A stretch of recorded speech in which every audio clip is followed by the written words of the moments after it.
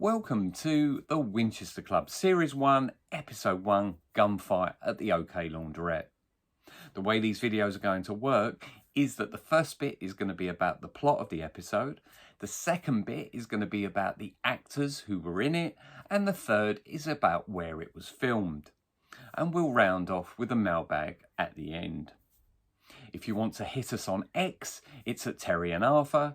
And if you want to hit us on Instagram or Threads, it's at Rycott and Chisholm. Please subscribe and like, because it will really help us and get us pushed up the YouTube list, and hopefully we'll get more videos out to you quicker. Now, I must say straight off the bat that I love the Minder theme tune, or theme tune. I would play it 3 times a video if I could. But YouTube and Google do not allow it. I posted a video, a Minder video, a few months ago where the clip was just coming out of an advert and was just playing the tail end of the Minder theme tune. And it was slapped with a copyright notice and taken down. So if you use the theme tune, you're not going to get the videos out. Now, Google did say that you could make the music yourself and play the Minder theme tune on an instrument. Now, I do play 2 instruments, but the Minder theme tune really wasn't suited to the triangle or the maracas. So I had to give up. So that's why you will not hear the Minder theme tune. So let's get on to the plot. So the plot of this episode is that Arthur's friend Alfie wants to borrow Terry to mind him while he goes to his launderette shops to empty the machines of money. When they go to one of the launderette shops, there's an armed robbery that takes place, and in a scuffle with Terry, the gun accidentally goes off, shooting Alfie in the shoulder.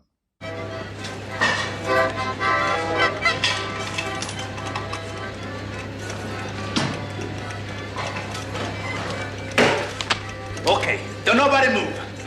Jesus, man, understand me, hurry! Hold on, look.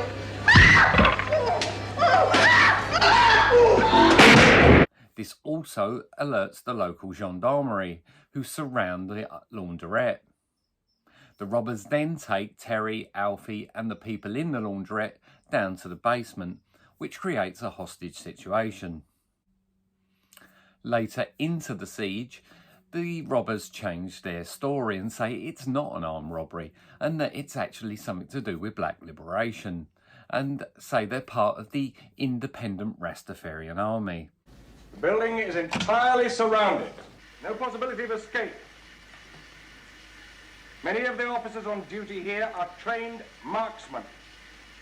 I suggest that you open this door, throw out all weapons, and come out of that room one by one. No one will be harmed. Tell him bullshit. Can you understand me clearly? Yeah? Bullshit. No, tell him this ain't no ordinary robbery. Tell him this is political. Well, that's a great idea, Stretch, but you've left it a bit late in the day, don't you? All right. This is not an ordinary robbery. This is a political act. What's that supposed to mean? This is a demonstration for equality and freedom. And if you don't move away from the door, you might get your head blown off. Exactly what political group do you represent? We more or less represent a broad spectrum. Oh, yes, Irish?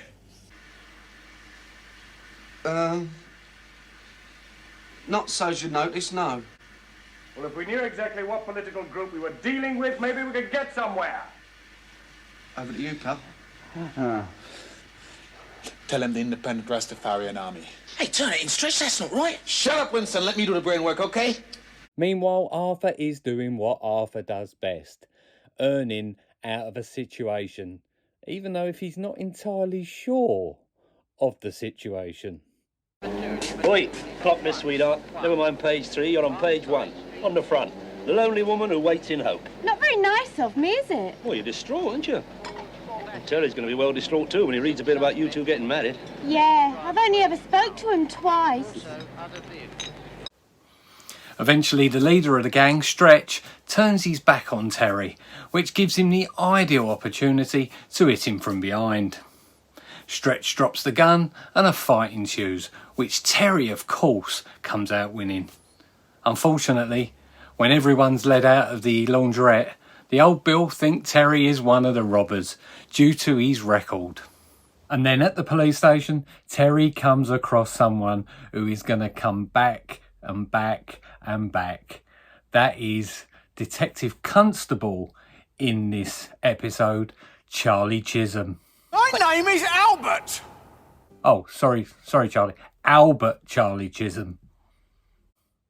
Terry is then carted off to Fulham Nick, where he meets a much annoyed Chisholm, who has to call him a hero and let him go. Terry then comes out to a paparazzi story that he really knows nothing about, but a smiling Arthur convinces him to go through with. They then get in the back of one of London's finest and disappear up the Fulham Road. So the script for this episode was written by Leon Griffiths. It was one of the 2 scripts given to Euston Films to get Minder commissioned in the first place. But this script bears an amazing resemblance to something that happened 4 years previously. In 1975, at a restaurant called the Spaghetti House in Knightsbridge in London, 3 men pulled up brandishing guns. They went in to rob the restaurant, but unfortunately there was 2 policemen the other side of the road who saw them and immediately called for backup. And a siege started because the gunmen took the management hostage in the basement. Very similar to this episode. After 2 days and much discussion, the robbers decided that this wasn't a robbery and that it was a political stunt aimed at black liberation, just like the independent Rastafarian army. Eventually, the siege took 6 days to come to a head, and the robbers were put away for a total of 70 years. It's just a shame there wasn't a Terry involved in the real one, because otherwise it wouldn't have only lasted 1 night. So now we're going to go over and talk about some of the fantastic actors who made this episode great. We will also be doing a Dennis Waterman piece. The George Cole piece will be in the next episode, and the Glyn Edwards piece will be in the episode after that. So it will just be Dennis today, and then the other actors who were in this episode as well. Enjoy.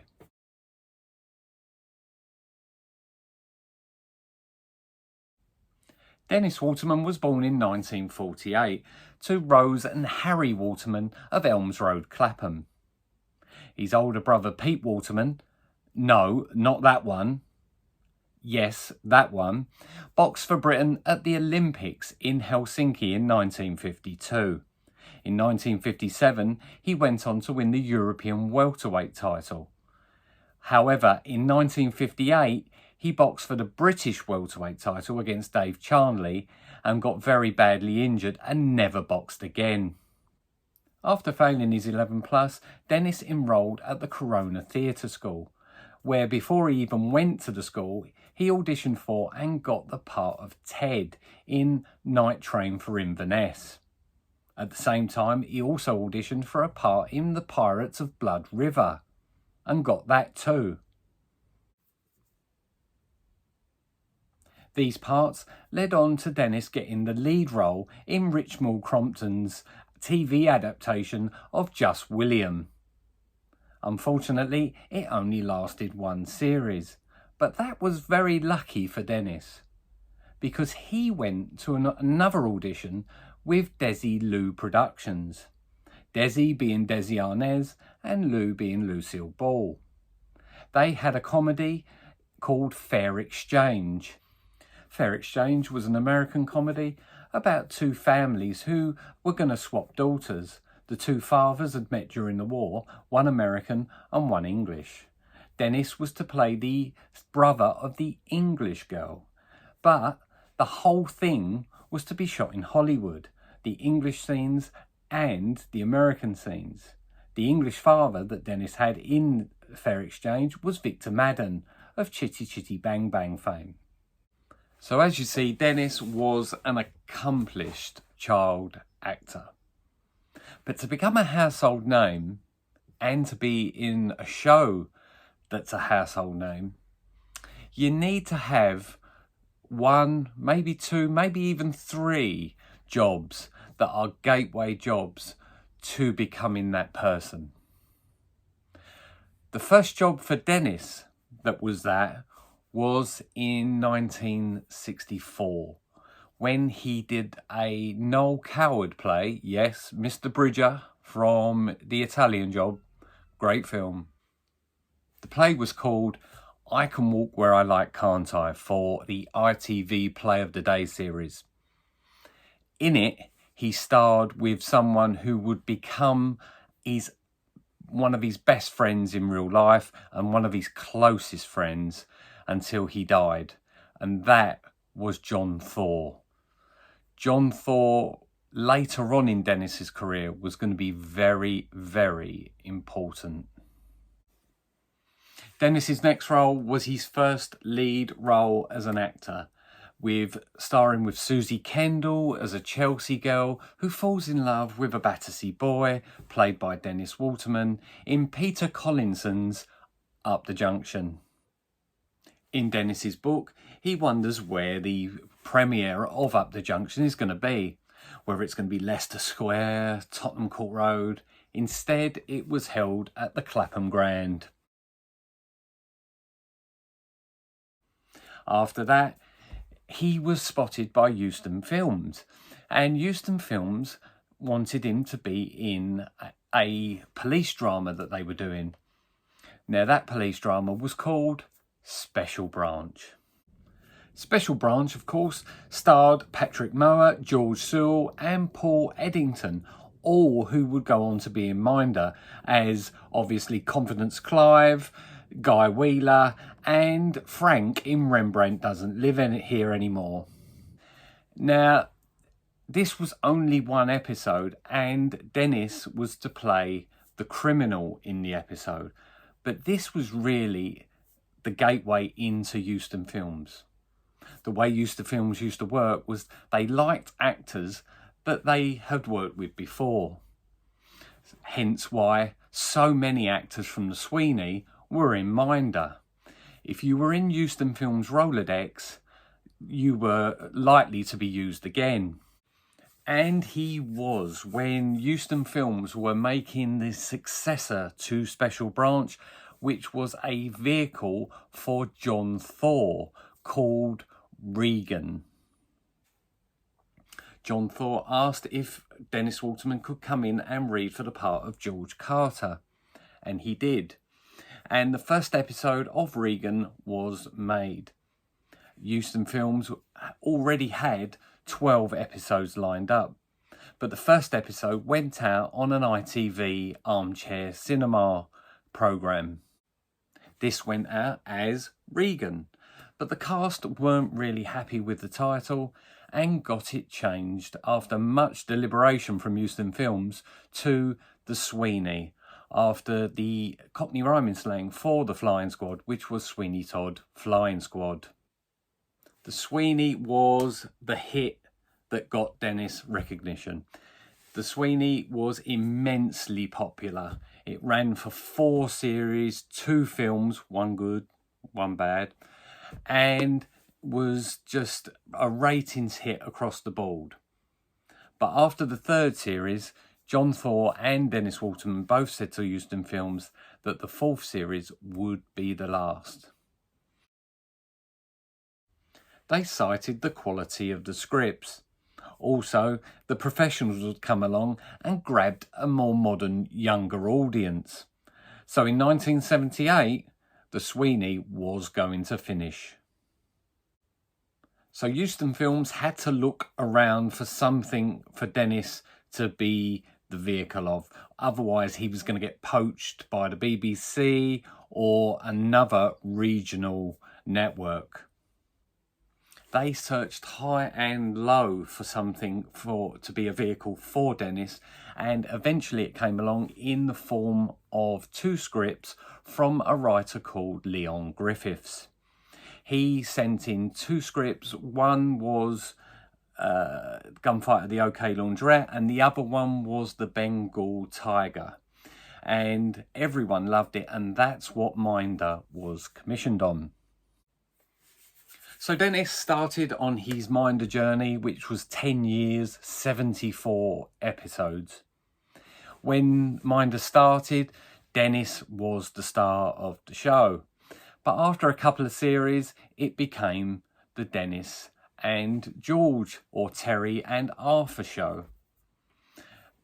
A few more series in, it really did start to become the Arthur Daly show. And Terry's character, because he was getting older, some of the storylines really didn't work. So by 1989, Dennis decided to quit Minder. He didn't really tell anyone. He didn't really tell anyone why he was quitting. We can all assume that the scripts and his age was getting unworkable, but we don't really know that because he never told anyone. He didn't even tell George, and Dennis moved on. So what does Dennis do after Minder?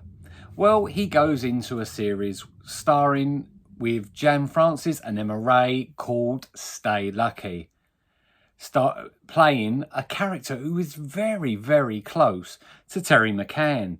It's about Thomas Ginn, who leaves his London associates and goes to live in Yorkshire. This character, I think, is an extension of Terry McCann, and I always view it as that. He was also in a comedy called On the Up, starring the wonderful, brilliant Joni Sims, which was okay. I mean, it wasn't great, but it was okay for the time. And then in 2003, he got the part of Jerry Standing in the BBC production New Tricks, about 4 old retired policemen who basically come back and solve some of the crimes. Now, Dennis was in that for 12 years, and he did 99 episodes of New Tricks, of which he also sang the theme tune, by the way. But even though he did more New Tricks than Minder, I think whenever his photo is put up, more people will say Minder than New Tricks, depending on the age of the photo, I suppose. Dennis unfortunately died in 2022 in Spain. He was married 4 times. He had 2 children, and he will be sorely missed because he was a great, great actor. So let's now move on to another actor who was in this episode of Minder, Gunfight at the OK Launderette, which is Patrick Malahide. The fantastic Patrick Malahide as Albert Cheerful Charlie Chisholm, who is the 5th most capped actor in Minder at 24 appearances. 1 as a detective constable, 22 as a detective sergeant, and 1 as a security guard. If you look at him in any other programme, you always seem to say, there's Chisholm. Whether he's Balon Greyjoy in Game of Thrones or George Cornelius in Luther, he is always the same. It's always Chisholm. Patrick's agent must be the most worked agent in the business. He has been in everything. Captain Corelli's Mandolin, The World Is Not Enough, as I said, Game of Thrones, Luther, everything. And he is, I think, the most beloved cop in Minder. Dave King plays Alfie in this episode. He's the one who owns the laundrette. Now, Dave is a man of immense talent, Back in the 50s, he was a comedian. He went on to be a singer, a crooner. He went to America and just started to make it big until 4 boys from Liverpool came along and music sort of changed on him. And he came back to the United Kingdom and he became an actor. And what I know him from mostly is a really good film. He played Parky in The Long Good Friday. Linda Regan plays Liz, Terry's supposed girlfriend in this episode. I mean, obviously some of the guys get carried away, but that bloke has been a right nuisance. Ah, sure act, isn't it, Liz? Turn them on, you can't turn them off. You've been watching me then? Not many. Like what you saw? This happens, yeah. I'm on round the corner in 10 minutes. Now, I have seen Linda in 2 things previously. One was that she was a biker chick in one of my favourite ever films, which is Quadrophenia. The second was, and what she's most famously known for, was for being Spike Dixon's girlfriend April in Hi-de-Hi. But there's another coincidence to Linda Regan being in this episode. If you can look at this picture, you can see that she's sitting by the bar in the Winchester with 2 regulars and Dave behind the bar. Now, Glyn Edwards in 1958 married Eupha Joyce. They divorced in 1969, 10 years before this episode. Linda Regan in 1995, 16 years later than this episode, married Brian Murphy. So in this picture is the past and future spouses of George and Mildred. Linda Barron plays the barmaid in the Winchester. Now that is a fairly small role because already in her career she did nurse Gladys Emanuel in Open All Hours. That was in 1976, 3 years before this episode. The reason that the Open All Hours wasn't being done was because of Ronnie Barker's availability. First of all, he was doing Porridge and then he was doing the 2 Ronnies. So the second series of Open All Hours didn't come along until 1981. So Linda Barron was available to do minor cameo roles and Minder was one of them. Although she did come back in series 2 as Sadie in a Morris episode.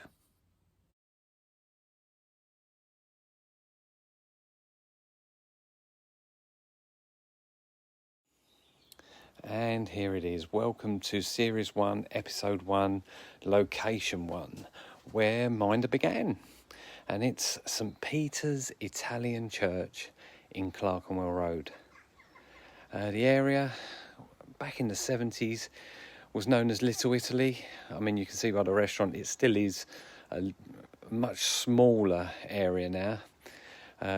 But in the last census, there were still 30,000 Italians within a 5-mile radius of this church. So the church still has plenty of customers. I've actually been to a wedding in this church, and I've got to say, me and my wife, it is absolutely stunning. You just sit there looking around at all the painted ceilings and the walls and the gold. It's such a beautiful church. It's well worth a visit if you ever get the chance. Just opposite the church, just round this corner, is Hatton Garden. Now, I thought I'd show you this just because it's bang opposite. And Hatton Garden is famous for 2 things. One, it's the centre of the London diamond trade. But secondly, this is where in 2015 the robbery of the safe deposit centre happened. And it was made into a film with Michael Caine, Arnie from Minder, Ray Winston, and Paul Whitehouse. I think it was called King of Thieves, or was it Diamond Geezers? I don't know. I think it was King of Thieves. But it's a really good film. On that note, let's get to location 2.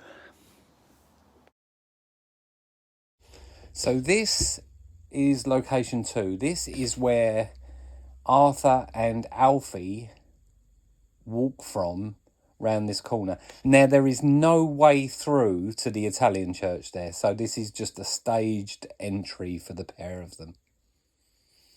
And they walk round the corner here.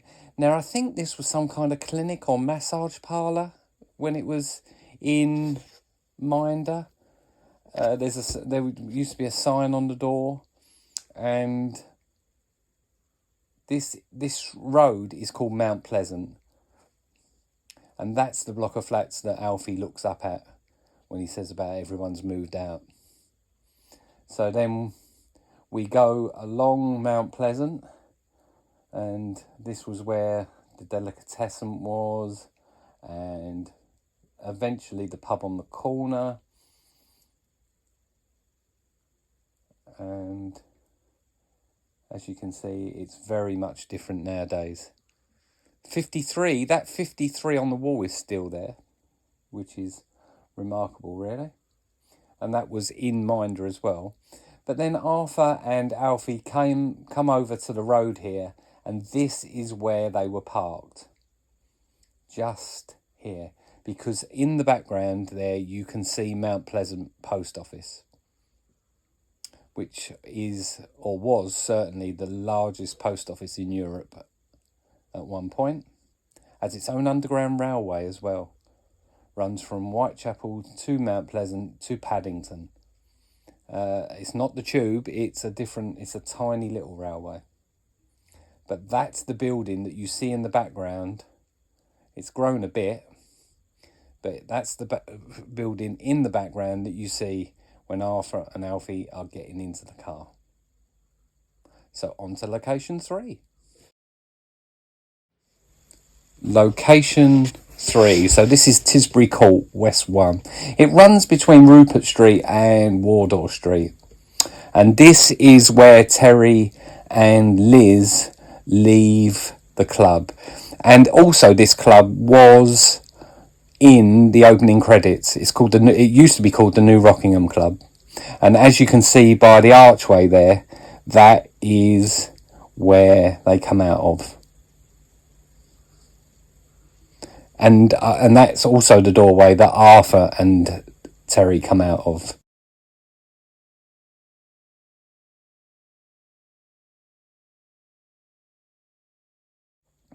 And as you can see, Terry then walks Liz down this path, and she then says goodbye to him just at the end there.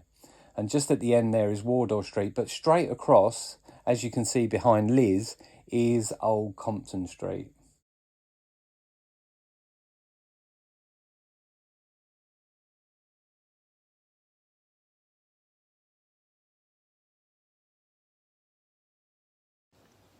Location number 4. So this is Northampton Street, WC1. This is where the first laundrette is, where Terry and Alfie collect the money from the machines.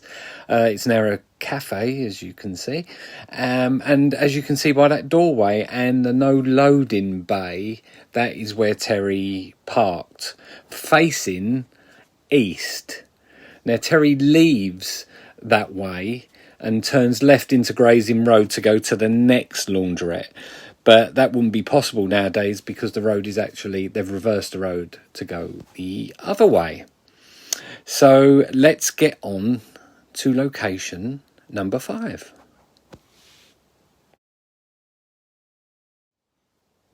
So this is location number 5. Danesbury Avenue SW15, which would indicate that it's Putney, but this is really more Roehampton. This is a stone's throw away from where Dennis was brought up as a teenager. He just lived just in the Ashburton estate, just across the road. Whether that had anything to do with why this laundrette was chosen as a location, I don't know. So, But this is where it was filmed over 2 nights. George Cole said it was the hardest filming of Minder, which in the first episode is quite a thing. And just in the road just there, that is where Terry and Stretch and the other 2 robbers all lay down and get arrested. You'll notice that as the episode goes on here in Danesbury Avenue, the crowd gets bigger, and that's because the locals literally all found out that it was rolling over to a second night's filming, and everyone turned up on balconies and pavements to watch. So this is location number 5. So on to location number 6.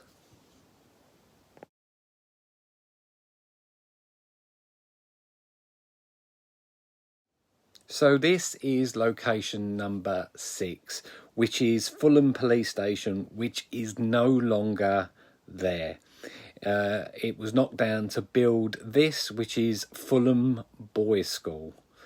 And there's a big Waitrose also next to it. So Fulham Police Station, it was used a lot in photos and in episodes. Later on in episodes, they used different buildings for police stations. Like there's a school in Kensington that they used to use quite a bit.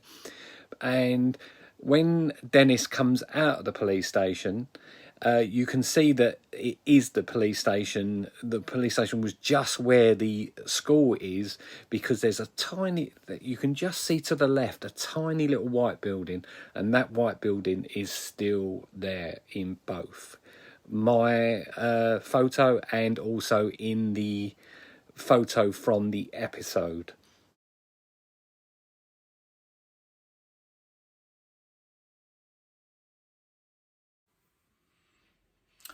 So we come to the close of this video, opening video of this series, and I noticed that 3 actors in this episode of Minder were in 3 of my top 10 films of all time. Glyn Edwards in Zulu, Linda Regan in Quadrophenia, and Dave King in The Long Good Friday. None of them are my top film, which is, of course, It's a Mad, Mad, Mad, Mad World, which, of course, all civilised people agree that is the best film of all time. We also need to rate this episode and put it on what we are calling the Minder Board of Quality. So here's the board, and we're going to put Gunfight at the top because it's the first one we've looked at, and we're going to give it a rating of 7.1. And so what we'll do is we'll rate each episode as we do it, and we'll see which ones fall out of the top 10 and which ones stay in. So I'm going to leave you now with a couple of questions that we will give you the answers to in the next episode if you don't know them. And question 1 is, Minder first went out on October the 29th, 1979. But what programme also went out for the first time that night? Now, I'll give you a couple of clues. 1, it was a comedy. And 2, it starred 4 actors, one of which had a hit comedy in the 70s, one of which had a hit comedy in the 80s, one of which had a hit comedy in the 90s, and another actor who starred in the TV film of a comedy when he had to replace an actor who died. So that's the clues for that question. And I'm beeping, but don't worry. I won't explode. And the second question is, Dave King is responsible for a monstrosity on TV. What is it? And it's still on ITV today. So I will see you next time. In the next video, we will be doing Bury My Hearth in Waltham Green, episode 2. Until then, stay HAPPY, and I will see you then. Goodbye.